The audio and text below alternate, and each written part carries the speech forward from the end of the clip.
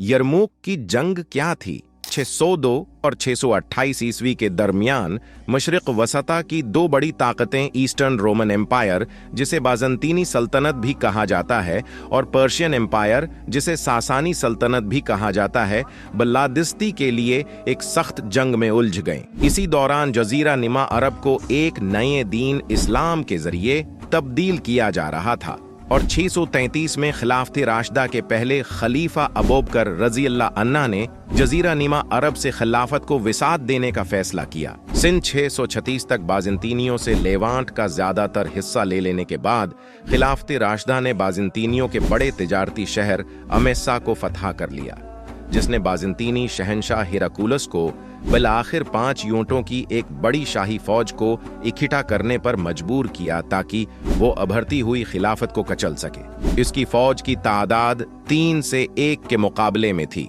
मुस्लिम commander Abu अबीदा रजी अल्लाह अन्हा को मालूम था कि अब वक्त आ गया है कि मुस्लिम फौज की बागडोर तारीख के सबसे बड़े अस्करी जहन खालिद बिन वलीद रजी अल्लाह अन्हा को सौंप दी जाए, जिन्होंने फिर मुस्लिम फौजों को जनूब में दरियाए यरमूक के करीब उर्दन शाम की सरहद तक लेवांट तक खींच लिया और 15 से 20 अगस्त 636 ईस्वी तक खालिद बिन वलीद ने अपने जवानों को एक जबरदस्त फतह तक पहुंचाया और बाज़ंतीनी सल्तनत की कमर तोड़ दी। मशरिक वस्ता और शमाली अफ्रीका की तेजी से फतह के लिए सीलाब के दरवाजे खोल दिए और पूरी दुनिया के सामने ये ऐलान किया कि इस्लाम आ गया है।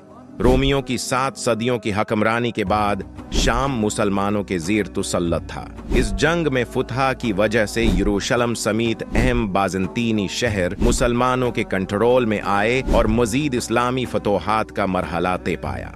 वीडियो अच्छी लगी हो तो लाइक और शेयर जरूर करें। ऐसी मजीद वीडियोस देखने के लिए हमारे चैनल तारीख इनसाइट को लाजमी सब्सक्राइब करें। अल्लाह हाफिज।